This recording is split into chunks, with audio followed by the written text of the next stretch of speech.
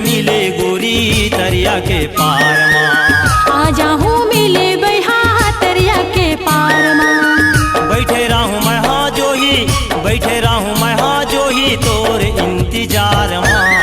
आ जाहूँ मिले बैहा तरिया के पार माँ। आ जावे मिले जो ही नदिया के पार माँ। बैठे रे बेटा हाँ बैहा, बैठे रे बेटा हाँ बैहा मोर इंतजार माँ।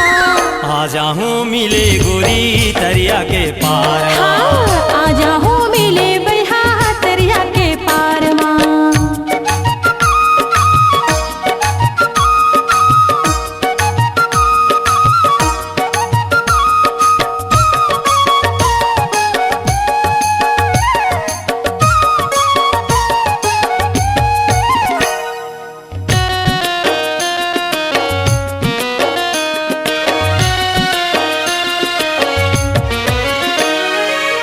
माया के सपना ला मोर संग साजाई लेबे, जिंदगी के माया वाला मोला बनाई लेबे। ए तोला पाए बर छत्तीसगढ़ में ऐलान कर दूँ, तय का समझे पगली तोर बार जान दे दूँ। एती ओती झन करबे नहीं तो लाखों के सामने तोर मांग भर दूँ। ऐसे का माया के सपना ला मोर संग साजाई लेबे, जिंदगी के माया वाला मोला बनाई लेबे। तोरे बिना सुनना लागे, तोरे बिना सुनना लागे मोला संसार माँ। आ जाहूँ मिले बैहा तरिया के पार माँ। आ जाबे घूमे जो ही नदिया के पार माँ।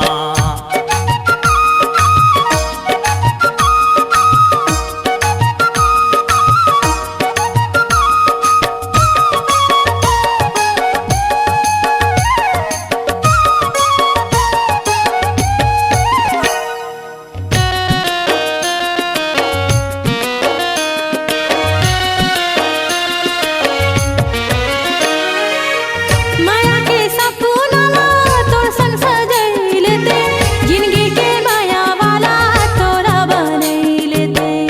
ए सुनत है सबर से काम ले ता जिंदगी करार हो जाही। ज्यादा एती ओती झन कर नहीं ता जिंदगी बेकार हो जाही। ये तन मन सब तोरे चबैहा एक दिन तोर संग माँ भावर हो जाही। जाने का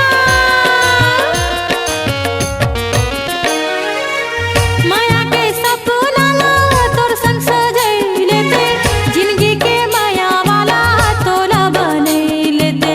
तोर बिना सुनना लागे, तोर बिना सुनना लागे मोला संसार माँ।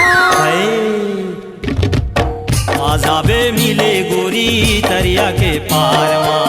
आ जाहूँ मिले बैहा तरिया के पार माँ। तोरे बिना सुनना लागे, तोरे बिना सुनना लागे मोला संसार माँ। आ जाहूँ मिले बैहा तरिया के पार माँ। आ जाबे मिले गोरी तरिया के पार माँ। बैठे रे बेटा हाँ बैहा, बैठे रे बेटा हाँ बैहा मोर इंतजार माँ। आ जाबे मिले गोरी तरिया के पार माँ। आ जाहूँ मिले बैहा तरिया के पार माँ। आ जाबे मिले जो ही नदिया के पार माँ।